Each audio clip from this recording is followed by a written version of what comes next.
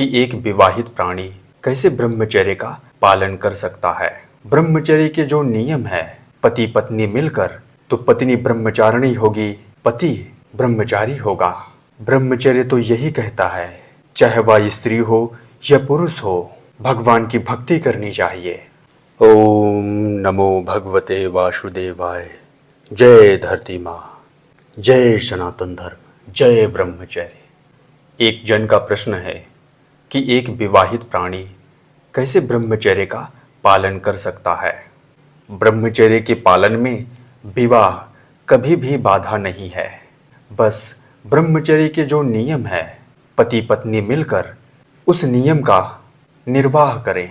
यदि वे लोग ब्रह्मचर्य के सभी नियमों का पालन ठीक प्रकार से कर रहे हैं तो पत्नी ब्रह्मचारिणी होगी और पति ब्रह्मचारी होगा।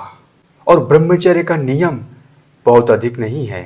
बस ब्रह्मचर्य तो यही कहता है, चाहे वह स्त्री हो या पुरुष हो, दोनों जन को नित्य भगवान में विचरण करना चाहिए, भगवान की भक्ति करनी चाहिए।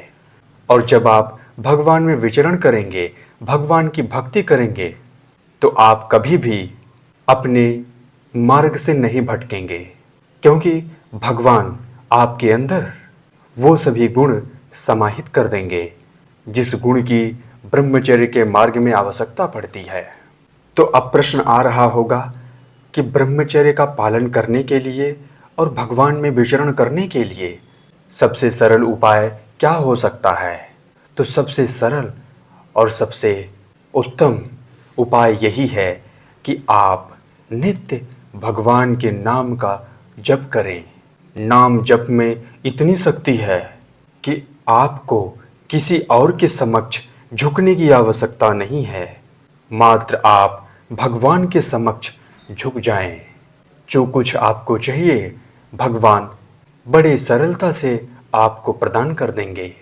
और हर विवाहित जोड़ा को इस बात का ध्यान होना चाहिए कि प्रातः काल में धर्म का सेवन करें, मध्याह्न काल में अर्थ का सेवन करें और रात्रि काल में काम का सेवन करें। यही विधि का विधान है। यदि पति और पत्नी मिलकर इन तीनों नियमों का ठीक प्रकार से पालन कर रहे हैं तो फिर वह विवाहित होकर भी एक अखंड ब्रह्मचारी होंगे। पत्नी ब्रह्मचारिणी होंगी और पति ब्रह्मचारी होंगे।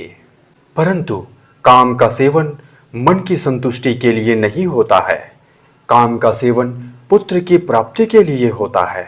यदि आप काम का सेवन मन की संतुष्टि के लिए कर रहे हैं तो फिर आप ब्रह्मचारी कभी नहीं हो सकते। काम का सेवन सृष्टि संतुष्टि के लिए होता है। काम का सेवन पुत्र प्राप्ति के लिए होता है। काम का सेवन सृष्टि कल्याण के लिए होना चाहिए, सृष्टि चक्र को चलाने के लिए होना चाहिए। तभी आप एक ब्रह्मचारी कहलाने योग्य रहेंगे, अन्यथा आप ब्रह्मचारी कहलाने योग्य नहीं हो सकते। ओम नमो भगवते वासुदेवाय। जय धरती माँ, जय सनातन धर्म, जय ब्रह्मचर्य।